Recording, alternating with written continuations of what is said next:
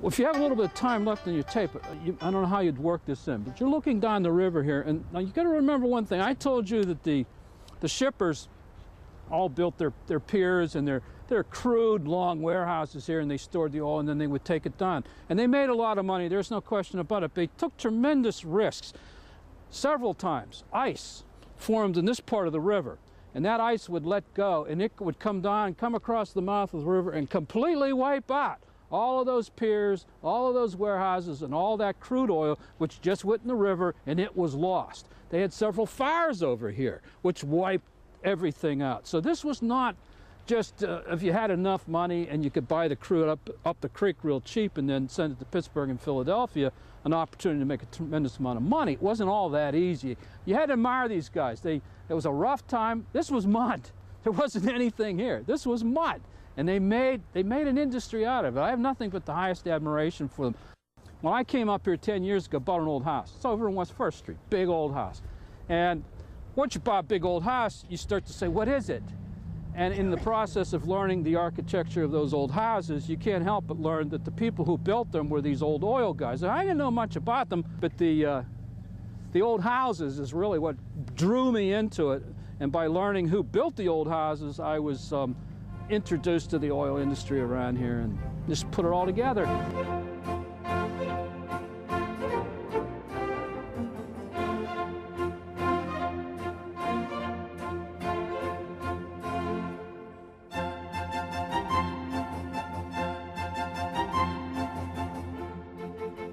When you come to Oil City's south side, you'll find numerous examples of Victorian architecture, from Gothic Revival, Second Empire, Stick, Shingle Style, Queen Anne, and Colonial Revival.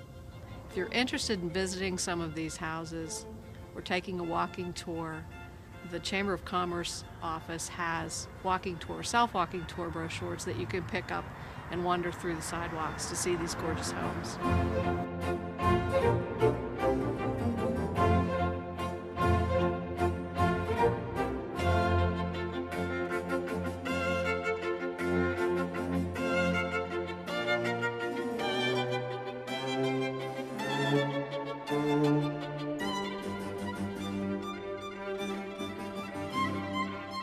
You've asked about the trolley. At the time, trolley companies nationwide found that if you had a destination for people to go, and that was the birth of the amusement park. The amusement park that they built in halfway between Oil City and Franklin was at a time when there were several thousand amusement parks throughout the nation, and it had a roller coaster and a merry-go-round and a whirl thing and elaborate gardens, but it would get as many as 12,000 people in a single day. They used open streetcars, and it was a wonderful ride through the woodlands to get down there. It began to die in the 20s. The automobile made it easy for people to go other places besides amusement parks.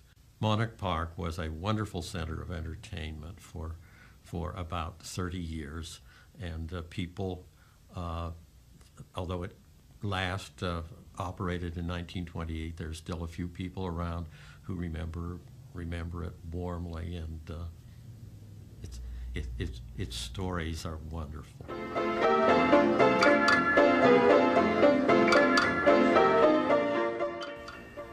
This is a Wurlitzer Theater organ that was built for the Latonia Theater, which was located on Oil City's south side.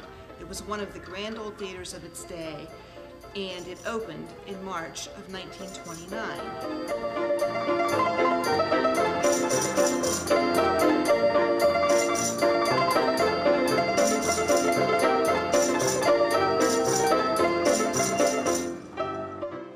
After the Civil War, when the soldiers came home, this area became a real hotbed of baseball, as throughout much of the country.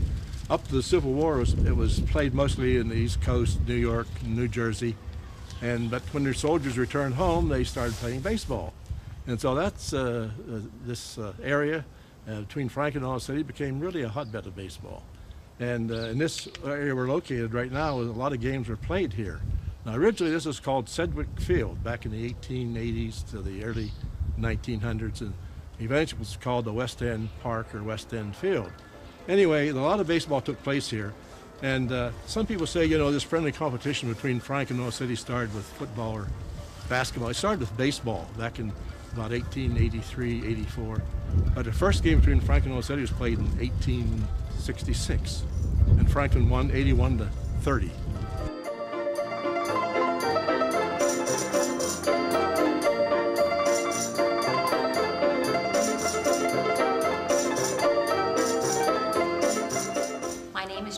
I'm president of the Oil City Civic Center Incorporated. We're in the historic National Transit Building. It is on the National Register, and it was built in 1890 by John D. Rockefeller to house Standard Oil. And at one time, this building was responsible for the transportation of over 80% of the world's oil.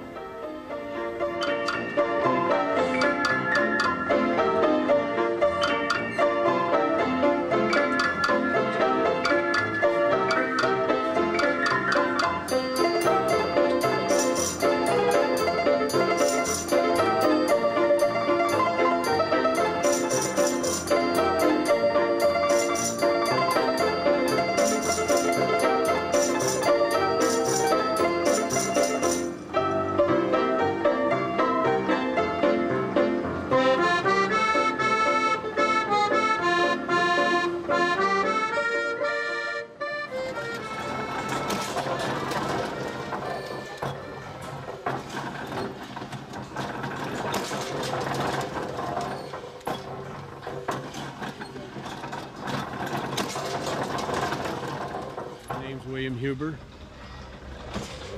and a third-generation oil producer.